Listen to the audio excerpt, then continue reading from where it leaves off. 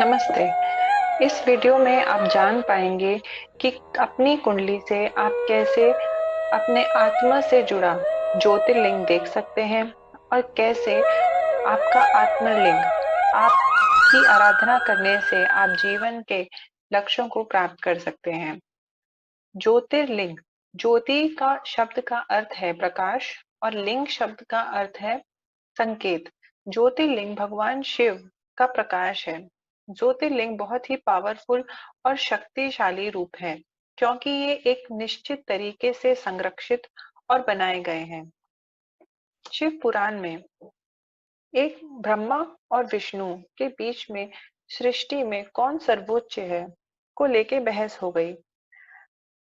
बहस को निपटाने के लिए भगवान शिव ने प्रकाश का एक विशाल स्तंभ के रूप में प्रकट हुए और ब्रह्मा और विष्णु दोनों को उस प्रकाश के अनंत स्तंभ का छोर ढूंढने के लिए कहा।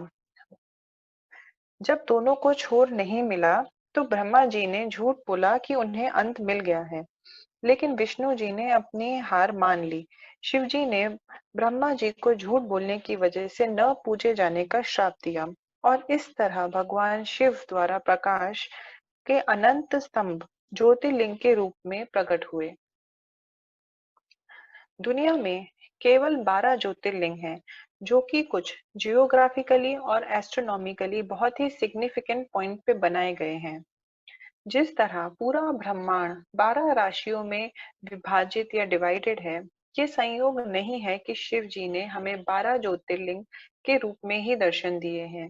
जिस तरह हर व्यक्ति अपनी कुंडली से इष्ट देव को देखकर और उस देवता का जाप या पूजा आदि करके सभी कष्टों का समाधान पा सकता है, उसी प्रकार इष्ट ज्योतिर्लिंग की पूजा अर्चना मात्र से ही सुख, शांति और हर इच्छा की पूर्ति होती है, क्योंकि हमारा ज्योतिर्लिंग हमें हमें सीधे हमारी आत्मा से संबंधित है और इसलिए इसे आत्म अभिषेक भी कहा जाता है।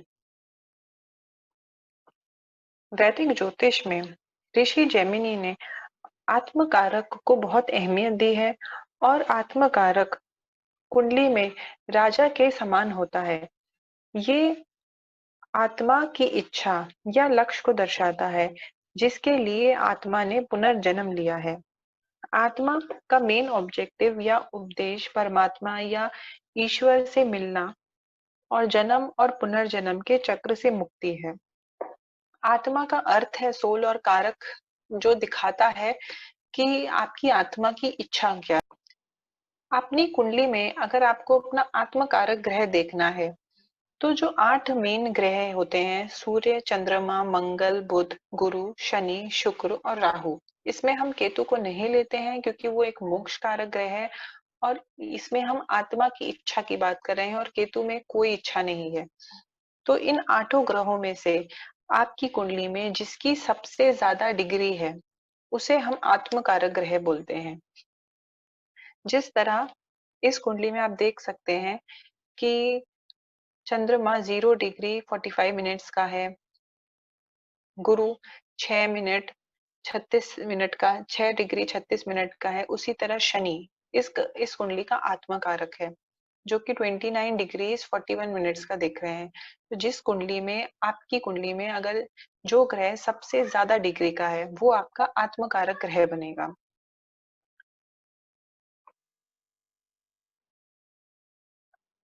आत्मकारक ग्रह की अहमियत क्या है? ये ग्रह आपके वर्तमान जीवन का लक्ष्य, रोल, मिशन को दिखाता है कि इस जीवन में आपका जन्म का कारण क्या है।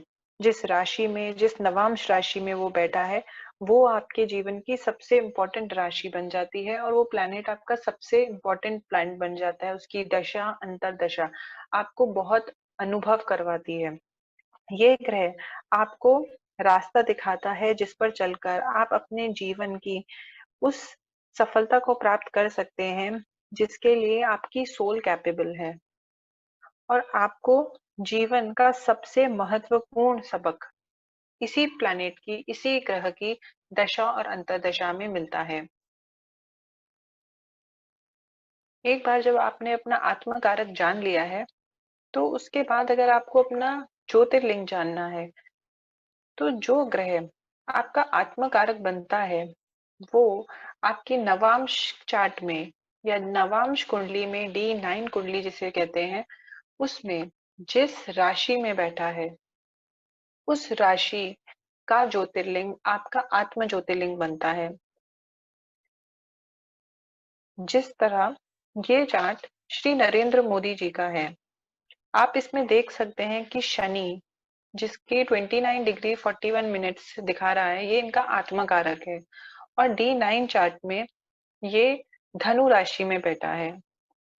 धनु राशि का ज्योतिर्लिंग काशी विश्वनाथ है और आप सब जानते हैं कि श्री नरेंद्र मोदी श्री नरेंद्र मोदी ने काशी विश्वनाथ में जाके कई बार आशीर्वाद लिया, अभिषेक किया इलेक्शन से पहले, और उनने इलेक्शन भी काशी विश्वनाथ से ही लड़ा।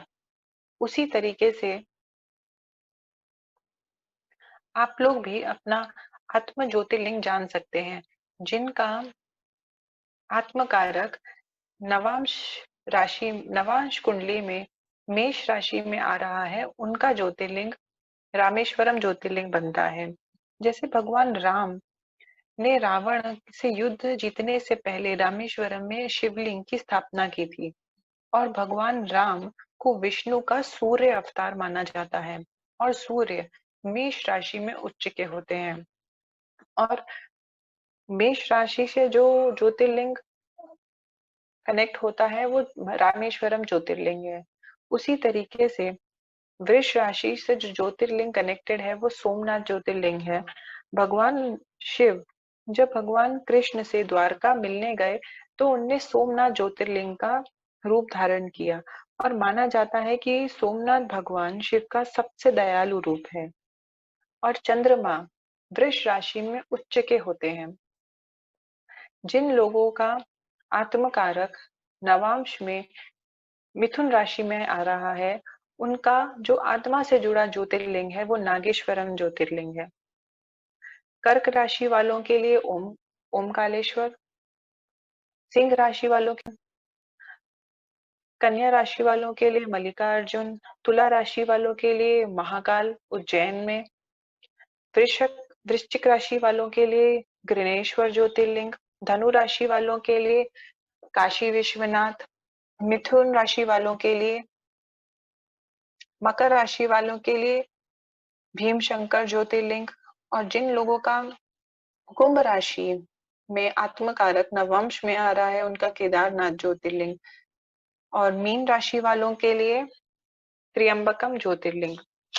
आपको बस अपनी कुंडली में आठों ग्रहों में से जिसकी सबसे अधिक डिग्री है उस प्लैनेट को देखना है और नवांश में ये ग्रह जिस राशि में जाके बैठता है उस राशि से जुड़ा ज्योतिर्लिंग आपको जीवन में परम सुख और इस जीवन का लक्ष्य आपको बता सकता है। आपको उस अगर वहां जा सकते हैं तो उस ज्योतिर्लिंग का जाके वहां पे अभिषेक या सिर्फ उस ज्योतिर्लिंग का मंत्र जाप भी आपको उतना ही फल देगा जितना आप वहां जाके कर सकते हैं। अपना ज्योतिर्लिंग जरूर देखिएगा और कमेंट सेक्शन में जरूर बताइएगा। नमस्ते।